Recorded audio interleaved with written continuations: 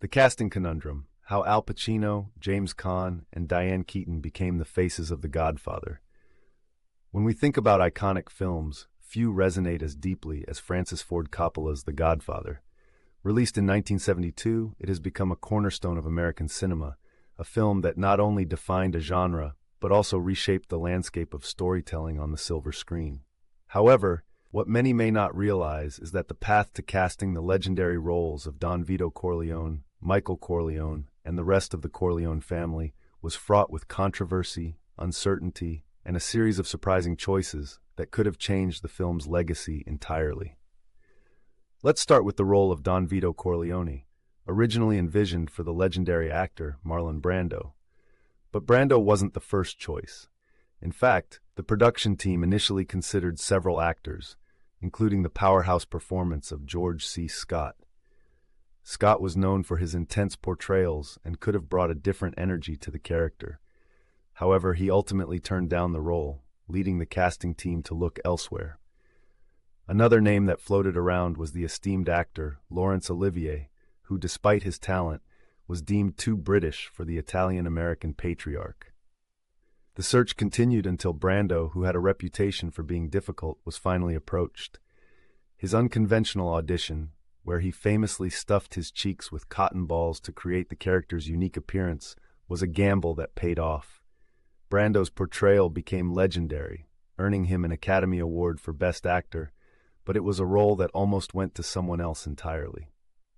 Then there's Michael Corleone, the character that would catapult Al Pacino into superstardom.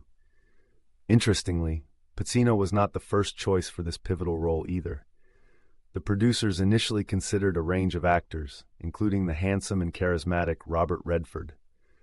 Redford, with his all-American looks, could have brought a different dynamic to the character, but he was ultimately deemed too clean-cut to embody the complexities of Michael's transformation from the family outsider to a ruthless mob boss. Other contenders included Jack Nicholson, who was on the rise but still somewhat of a wild card. It wasn't until Pacino, who had only a handful of roles under his belt, auditioned for the part that the team began to see the potential in him. He brought a vulnerability to Michael that was essential to the character's arc, and his performance became one of the film's most memorable elements. Let's not forget about the character of Sonny Corleone, Michael's hot-headed older brother.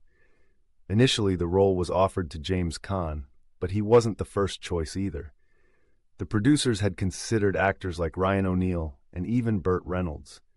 Reynolds, with his charisma and rugged good looks, seemed like a natural fit, yet he turned it down, believing the role wouldn't be a good match for him. Caan, however, brought a raw intensity to Sonny that was crucial to the film's emotional weight. His portrayal of the impulsive and fiery son became one of the standout performances, showcasing the inner turmoil of a man caught between loyalty and violence.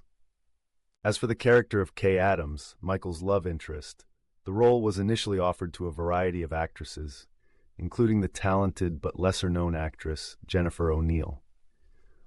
Ultimately, Diane Keaton was cast, and her portrayal brought a unique blend of strength and vulnerability that resonated with audiences. Keaton's chemistry with Pacino became one of the film's defining relationships, adding depth to Michael's character and his eventual descent into the world of crime.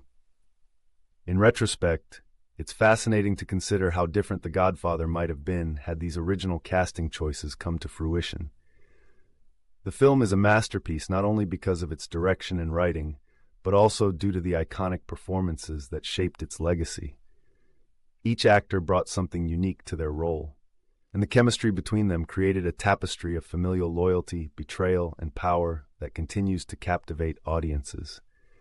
The casting decisions, often seen as mere footnotes in the film's history, are in fact crucial to understanding the magic that is The Godfather.